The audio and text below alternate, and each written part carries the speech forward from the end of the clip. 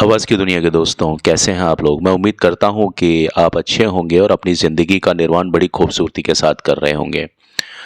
आज हम बात करेंगे शत्रुघ्न सिन्हा साहब के बारे में।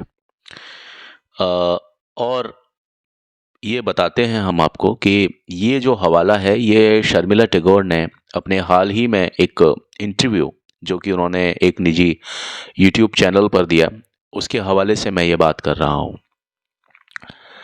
तो एक प्रश्न के दौरान जब शर्मिला टैगोर से पूछा गया कि शत्रुघ्न सिन्हा और अमिताभ बच्चन के क्या रिश्ते थे और वो कुछ ऐसे एनेक्डोट्स के बारे में जब पूछा गया तो शर्मिला टैगोर ने किस प्रकार कहा, ये मैं आपको बताता हूँ। तो शर्मिला टैगोर ने फिल्म दोस्ताना के दौरान शत्रुघ्न सिन्हा के कुख्यात रूप से देर से आने की आदत को याद किया। शर्मिला टैगोर बताती हैं कि बच्चन साहब की कार जब निकलती थी स्टूडियो से बाहर, तो शत्रुघ्न सिन्हा की कार तब अंदर आती थी। यानी शत्रुघ्न सिन्हा साहब इतने लेट हो जाते थे।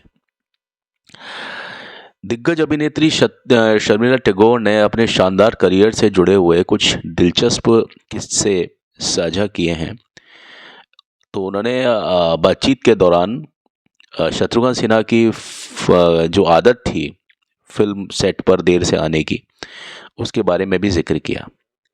उन्होंने 1980 की फिल्म, मशहूर फिल्म दोस्ताना का इसमें उदाहरण दिया, जिसमें शत्रुघ्न सिन्हा ने अमिताभ बच्चन के साथ में स्क्रीन शेयर की थी। और ये कुछ 4-5 फिल्में ऐसी थी जो बच्चन साहब और शत्रुघ्न सिन्हा साहब ने एक साथ की थी और उसके बाद में वो कभी भी नज़र नहीं आए। एक फिल्म थी देवा 1987 में, 1987 में, जो कि निर्देशित होने वाली थी सुभाष घई द्वारा। उस फिल्म में ये फिर से दोनों कलाकार नज़र आने वाले थे, लेकिन वो फिल्म डब्बा बंद हो गई। और उसके बारे में मैं पहले आपको बता चुका हूँ कि वो एक कंट्रोवर्सी सुभाष घई साहब की और अमिताभ बच्चन के बीच में क्या हुई थी। अदरवाइज़ 1987-88 में हमें फिर से एक बार शत्रुघ्न सिन्हा और अमिताभ बच्चन का एक साथ देखने को मिलता। बहरहाल मैं बात कर रहा हूँ दोस्ताना फिल्म की, जो कि 1980 से थोड़ा सा पहले आई थी। तो जैसा कि सभी जानते हैं कि अमिताभ बच्चन का जो समय है इतना ज़्यादा पाबंद है समय के वो आज भी, कि अमिताभ बच्चन को देख करके लोग अपनी घड़ियाँ मिलाने लग जाते थे कि घड़ी लेट हो सकती थी, लेकिन अमिताभ बच्चन कभी भी लेट नहीं होते थे, हमेशा समय या समय से बहुत पहले आ जाते थे। तो शर्मिला टैगोर ने दोनों के साथ में ही काम किया है ना। तो शत्रुघ्न सिन्हा ने बच्चन साहब के साथ में कई फिल्मों में काम किया, जो कि मैंने आपको बताया। और बच्चन साहब अपनी सटीकता के कारण और बहुत सारी चीज़ों में उनके गुण ही गुण हैं, और सबसे बड़ी बात कि वो समय का हमेशा कद्र करते हैं। जबकि जो शत्रुघ्न सिन्हा साहब की समय पर ना पहुंचने की आदत, सभी को वो चीज़ भी पता है। जो उनके समकालीन हैं वो सभी जानते हैं कि शत्रुघ्न सिन्हा कितना लेट होते थे। तो इस फिल्म के जो निर्देशक थे राज खोसला, उनके लिए ये चीज़ बहुत ज़्यादा चुनौतीपूर्ण थी कि वो इन दोनों एक्टर्स का आमना सामना किस प्रकार करवाएं, क्योंकि कुछ शॉट्स हैं इस फिल्म में, बल्कि ज़्यादातर शॉट्स दोनों के एक साथ हैं दोस्ताना फिल्म में, अमिताभ बच्चन और शत्रुघ्न सिन्हा। लेकिन जब अमिताभ बच्चन सेट पर होते थे तो शत्रुघ्न सिन्हा सेट पर कभी नहीं होते थे। और जब शत्रुघ्न सिन्हा बहुत लेट आते थे सेट पर, तब तक अमिताभ बच्चन का वहाँ से जाना तय हो जाता था, क्योंकि वो दूसरी फिल्म की शूटिंग भी करते थे। तो ये जो चीज़ थी कि दोनों का जो समय होता था वो क्लैश होता था आपस में। जब एक जना सेट पर मौजूद है तो दूसरा नहीं है, जब दूसरा मौजूद है तो पहला नहीं है। हालांकि अमिताभ बच्चन की इसमें कभी भी कोई गलती नहीं होती थी, वो सदा वक्त के पाबंद थे। लेकिन ये चीज़ जो थी, इसे राज खोसला के लिए बहुत भारी मुसीबत हो गई थी इस सब आचरण के लिए। हालांकि शर्मिला टैगोर ने मजाक में कहा कि राज खोसला की इस फिल्म को बनाने के दौरान राज खोसला पूरी तरह से गंजे हो गए थे, उनके बाल उड़ गए थे टेंशन में कि मैं इन दोनों कलाकारों को, दोनों दिग्गज कलाकारों को एक साथ कब शूट करूंगा, जबकि फिल्म का नाम है दोस्ताना। और यह फिल्म दोस्ती की कहानी या उसी ताने बाने पर बुनी गई फिल्म है। शर्मिला टैगोर ने याद करते हुए कहा कि शशि कपूर के बाद अमिताभ बच्चन ही एक ऐसे अभिनेता थे जो उस समय सेट पर आते थे। और ना सिर्फ शर्मिला टैगोर बल्कि इस बात को शबाना आजमी ने भी अपने एक इंटरव्यू में इस बात को अटेस्ट किया है, पुख्ता किया है। दोस्ताना में अमिताभ बच्चन, शत्रुघ्न सिन्हा और जीनत अमान ने अभिनय किया। शत्रुघ्न सिन्हा अपनी देर से आने की आदत के लिए कुख्यात थे। वो अपनी शादी में भी देर से ही पहुंचे थे। यानी आप समझ लीजिए कि शत्रुघ्न सिन्हा के बारे में लेट लतीफ़ी के किस्से इतने ज़्यादा हैं कि बताते हैं कि अपनी शादी में भी लेट पहुंचे थे। और संसद सदस्य होने के बावजूद भी जब उन्होंने पॉलिटिक्स में पूरी तरह से एक्टिवेट हुए, वहाँ पर भी वो देर से पहुंचते थे। समय पर जाना उनके लिए जैविक रूप से ऐसा लगता है कि असंभव चीज़ है। मुश्किल नहीं, असंभव, इम्पॉसिबल।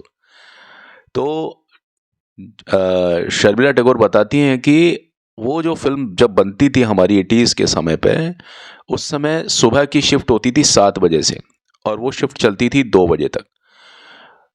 और ठीक 2 बजे बच्चन साहब की कार स्टूडियो से निकल जाती थी। तब कहीं जाकर के शत्रुघ्न सिन्हा साहब की जो गाड़ी थी वो अंदर यानी सेट में जो स्टूडियो था वहाँ पर आती थी।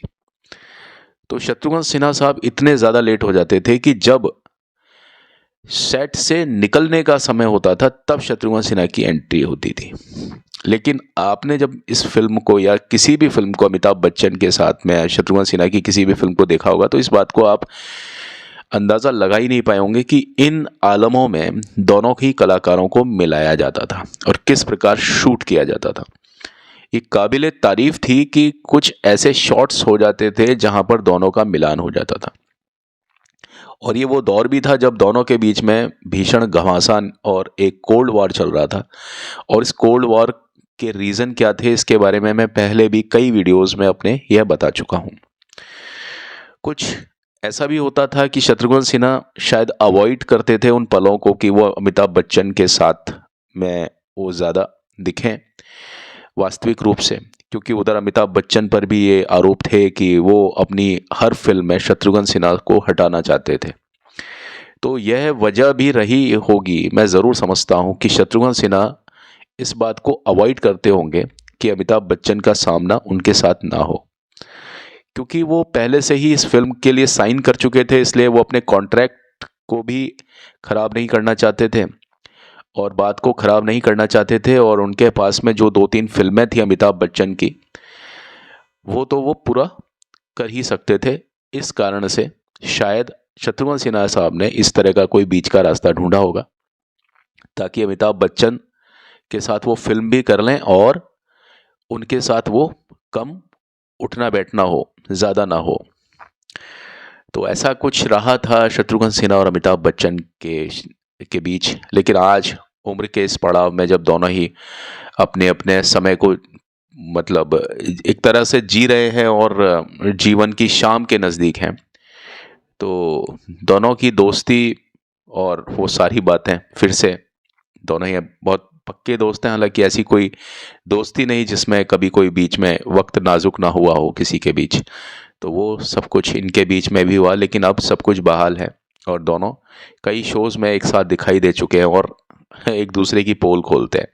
कई बार ये देखा जाता है, कई बार आपने कपिल शर्मा के शो में भी ऐसा देखा होगा या कई अलग अलग टाइप के शोज़, आप दोनों के बीच का सौहार्द और पुरानी दोस्ती का जो एक गाढ़ापन है वो देख सकते हैं, महसूस कर सकते हैं। चलिए आज की सभा में बस इतना ही। मैं हूँ आपका दोस्त, आपका होस्ट हेमंत कुमार, जो आपके बीच लेकर के आता हूँ इस तरह के कुछ किस्से, कहानियाँ, बॉलीवुड से जुड़ी हुई कहानियाँ। अभी तो चलता हूँ, लौट के मिलता हूँ। आप सभी खुश रहें इस दुआओं के साथ। अभी मैं आपसे रुखसत लेता हूँ। Thank you. अपना ध्यान रखें और कमेंट बॉक्स में अपनी प्रतिक्रिया ज़रूर लिखते रहें। Thank you, bye bye.